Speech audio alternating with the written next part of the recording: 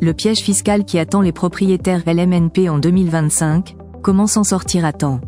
La gestion de son patrimoine immobilier requiert une connaissance approfondie des diverses lois fiscales, surtout dans un environnement économique en constante évolution. L'une d'elles concerne le statut de loueur en meublé non professionnel, LMNP, et plus précisément la taxation des amortissements. Cette vidéo se propose de vous guider à travers les méandres de cette réglementation pour l'année budgétaire 2025. Vous y trouverez des conseils pratiques pour optimiser votre fiscalité et éviter les pièges courants.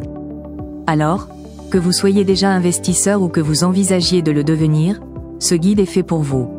Restez avec nous pour découvrir comment naviguer sereinement dans le monde complexe de la fiscalité immobilière. Le régime de la location meublée non professionnelle, LMNP, et son impact sur les amortissements.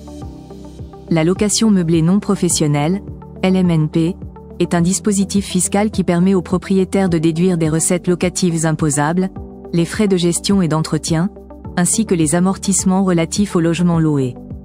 Ce régime offre un double avantage puisque ces mêmes amortissements ne sont pas pris en compte dans le calcul de la plus-value lors de la vente du logement. Cela a favorisé le développement des locations meublées de courte durée via des plateformes comme Airbnb ou Abritel. Modifications apportées par l'article 24 de la loi de finances pour 2025. L'article 24 de la loi de finances pour 2025 introduit des changements significatifs au régime du loueur en meublé non professionnel, LMNP. À partir du 1er janvier 2025, les amortissements déduits durant la période de location devront être réintégrés dans le calcul de la plus-value immobilière.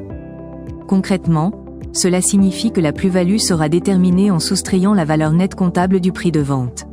La valeur nette comptable est calculée en prenant le prix d'achat et en déduisant tous les amortissements effectués. Par conséquent, cette nouvelle règle entraîne une augmentation de la plus-value réalisée lors de la revente du bien, ce qui se traduira également par une hausse de l'imposition pour les propriétaires bailleurs.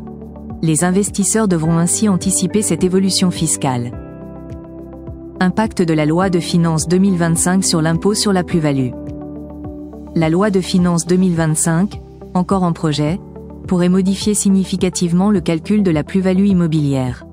Prenons l'exemple d'un appartement acheté en 2014 pour 150 000 € et vendu en 2024 pour 250 000 € avec un amortissement de 2% par an. Jusqu'à présent, la plus-value serait de 100 000 €. Cependant, avec la réintégration des amortissements dans le calcul, cette plus-value augmenterait à 130 000 €. En appliquant les taux d'imposition actuels, 19% pour l'impôt sur le revenu et 17,2% pour les prélèvements sociaux, cela entraînerait une augmentation des impôts de 8 724 €.